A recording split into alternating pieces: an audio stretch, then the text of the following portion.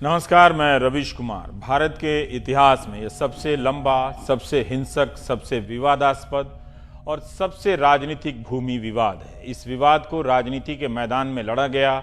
दावों और प्रतिदावों के बीच इससे संबंधित हिंसा में न जाने कहां कहां लोग मारे गए। हिंदू भी मारे गए, मुस्लिम भी मारे गए और अंत में लड़ते लड़ते सब इस नतीजे पर पहुंचे कि जो भी अदालत का फैसला होगा सब मानेंगे।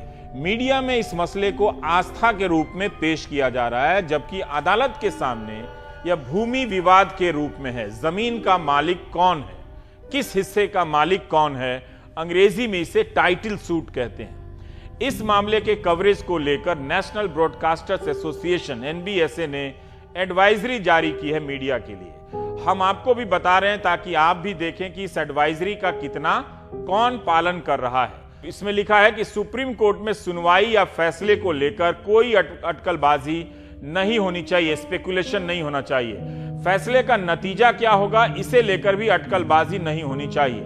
क्या ये दिवाली राम मंदिर पर खुशखबरी वाली होगी? ये दिवाली राम मंदिर वाली। योगी आदित्यनाथ ने कहा है कुछ दिन का और इंतजार और फिर आएगा शुभ समाचार। आज सबसे बड़ा सवाल यही है, क्या देवेंद्र फडणवीस समेत करोड़ों राम भक्तों की आस पूरी होगी? इस पर मुंबई से होगी आज आर पार की सबसे बड़ी बहस। जल्दी डिबेट शुरू करते हैं। आज मेरे साथ हैं, मेरे लेफ्ट पर बैठे हैं बाएं तरफ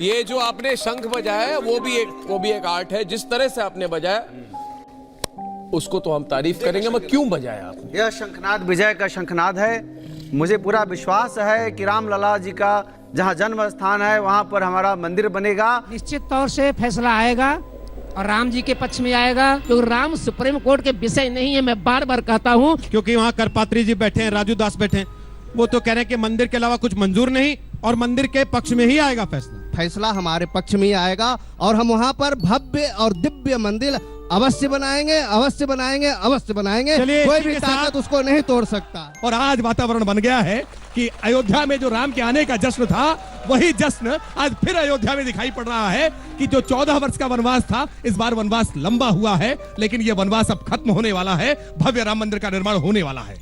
फैसले का नतीजा क्या होगा, इसे लेकर भी अटकलबाजी नहीं होनी चाहिए। फैसले के विरोध या समर्थन में जश्न का कोई भी फुटेज नहीं दिखाया जाएगा। अयोध्या मामले पर देश को फैसले का इंतजार है, तो दूसरी ओर वीएचपी मंदिर निर्माण की तैयारियों में जोर शोर से जुटी हुई है। वीएचपी का प्रस्तावित मंदिर कैसा है, आइए आपको दिखाते हैं। ये देखिए, ये मंदिर है वीएचपी का प्रस्तावित, 2 तल का है, 2 तल का होगा और ये पूरी ऊंचाई जो है 128 फीट की होगी। गगनचुंबी होगा, दूर से दिखाई देगा। अयोध्या में जैसे ही आप प्रवेश करेंगे, अगर आप अयोध्या में प्रवेश करते हैं तो उम्मीद ये की जानी चाहिए कि बाकी की चीजें नहीं, लेकिन आपको धर्म ध्वज दिखाया जाए। फैसले के विरोध या समर्थन में जश्न का कोई भी फुटेज नहीं दिखाया जाएगा। किसी समुदाय के प्रति किसी प्रकार का पूर्वाग्रह प्रदर्शित नहीं होना चाहिए। जो भी अतिवादी एक्सट्रीमिस्ट तरीके से बोले, उसे बहस में जगह नहीं दी जानी चाहिए। 6 दिसंबर को भारत पर लगा हुआ कलंक सदा सदा के लिए समाप्त किया गया। कोई गलती नहीं थी, वो सही था। भारत माता के और भारतीयों पर, विशेष करके हिंदू समाज के आघात पहुंचाया गया था। 1528 में उस कलंक को सदा सदा के लिए राम भक्तों ने धो दिया। कि आखिरकार इस्लाम का जन्म कब हुआ और राम का जन्म कब हुआ, और भारत किससे माना जाता है, किससे जाना जाता है? मस्जिद में ऐसी कौन सी चीज है जिससे कि आपकी आस्था पैदा होती है, मुझे बताइए। हमारे तो मंदिर में मूर्ति होती है, हम तो जमीन की पूजा करते हैं, इसलिए हमारी आस्था है। आप मस्जिद में एक कंक्रीट का स्ट्रक्चर है, उसमें आपकी आस्था कब से आने लगी? और आप तो कहते हैं कि हम तो बुद्ध की पूजा ही नहीं करते, तो मस्जिद तो एक बुत है। इसका मतलब भारत के जितने भी पार्क हैं, जितने भी रोड हैं, वो तो सब मुसलमानों की हो गई। हिंदुओं को तो भाग जाना चाहिए यहाँ से। ये क्योंकि 5 बार नमाज पढ़ ली और इनकी और इनके बाप की। इनसे पूछिए कि 10 पीढ़ी बाद इनके बाप का क्या नाम है।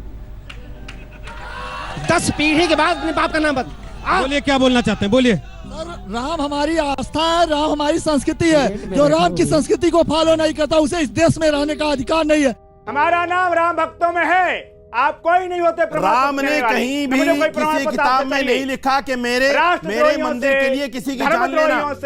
राम ने कहीं नहीं लिखा, हमें कोई प्रमाण पत्र नहीं चाहिए। राम ने कहीं नहीं लिखा कि मेरे मंदिर के लिए जान लेना लोगों की, और एक समुदाय को बदनाम करना, एक समुदाय को गाली देना, उनको आतंकवादी कहना। राम जी ने कहीं नहीं लिखा। निश्चरहीन करो मैं भुज उठाए प्रणकीन, सकल मुनन के आश्रम जाहे जाए सुखदीन। जो राष्ट्रद्रोही है, धर्मद्रोही है, मानवता द्रोही है, भगवान श्री राम ने कहा उसको शत्रु को सब सिखाना सबका कर्तव्य बनता है। इसका मतलब ये है कि हमें जिहाद के नाम पर गलत कहते हैं। आप भी जिहादी हैं। जो भी अतिवादी एक्सट्रीमिस्ट तरीके से बोले उसे बहस में जगह नहीं दी जानी चाहिए। भड़काऊ बहसों से बचा जाना चाहिए। शांत हो जाइए। मैं अपने सारे दर्शकों की ओर से प्रार्थना करता हूं, आपको प्रार्थना कर रहा हूं, चिल्लाइए मत। आप बैठिए, देखिए पहले आप बैठ जाइए। 2 मिनट बैठ जाइए। अच्छा 2 मिनट, बंसल जी मुझे 1 मिनट हैंडल करने दीजिए। जिलानी जी बैठ, आप चुप करिए ना। देखिए आप बंद होते हैं आप शुरू हो जाते हैं, आप शुरू होते हैं ये शुरू हो जाते हैं। आप रुक जाइए ना, प्लीज। क्या आप झुकने को तैयार है? नहीं। क्या आप झुकने को तैयार है? नहीं। दोनों पक्ष झुकने को तैयार नहीं है ना? दोनों कह रहे हैं कि मुझे जमीन चाहिए। ये बात जो आज हो रही है, मुझे लग रहा है कि ये जो है प्रोवोकेटिव बातें हैं। बिल्कुल भड़काऊ बहसों से बचा जाना चाहिए। 2010 के वक्त में भी ऐसा ही एक निर्देश आया था जिसका सबने पालन किया था और इसकी वजह से बहुत शांति रही। लेकिन क्या इसका पालन अब होगा? आप देखिए। चलिए बहुत धन्यवाद आप सबका।